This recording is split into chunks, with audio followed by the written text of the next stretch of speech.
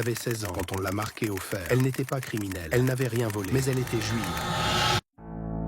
Et ça suffisait. Ce n'est pas un film, c'est la vraie vie de Simone Veil. Mars 1944. Simone Vitani. Elle rêve de devenir avocate. Elle aime lire, elle aime apprendre. Elle a 16 ans, une ado comme une autre. Sauf que les nazis sont là. Et que chaque jour, des familles entières disparaissent. Un matin, elle part passer son bac. À son retour, la Gestapo l'attend. On l'arrête, sans raison. Avec sa mère, avec sa sœur. Direction Drancy, puis Auschwitz. Dans le train, aucun bruit, juste des pleurs. En arrivant, un soldat prend son bras. Il y plante une aiguille. Numéro 78 650 et Simone n'a plus de nom. Elle n'a plus que ce chiffre. Elle dort dans des baraquements infestés. Elle voit des femmes mourir chaque nuit. Elle sent l'odeur du crématoire chaque jour. Un matin, sa mère ne se lève plus. Simone la secoue. Elle est froide. Sa sœur crie. Un garde arrive, tire le corps. Sans un mot. Simone ne pleure pas. Elle n'a plus de larmes. Elle sait que si elle faiblit, elle y passe aussi. Elle survit. Mais quand elle sort, elle pèse 39 kilos. Son père et son frère, jamais revenus. Plus tard, elle dira « J'ai regardé l'enfer. Et j'ai décidé que plus jamais, personne n'aurait à le voir. » Cette petite ado de 16 ans deviendra ministre, résistante, icône. Et surtout, la femme qui a offert la liberté à toutes les autres. Simone Veil. Si tu respectes cette femme, partage son histoire. Rends hommage dans les commentaires. Abonne-toi. Ici, on raconte les vraies histoires, celles qu'il ne faut jamais oublier.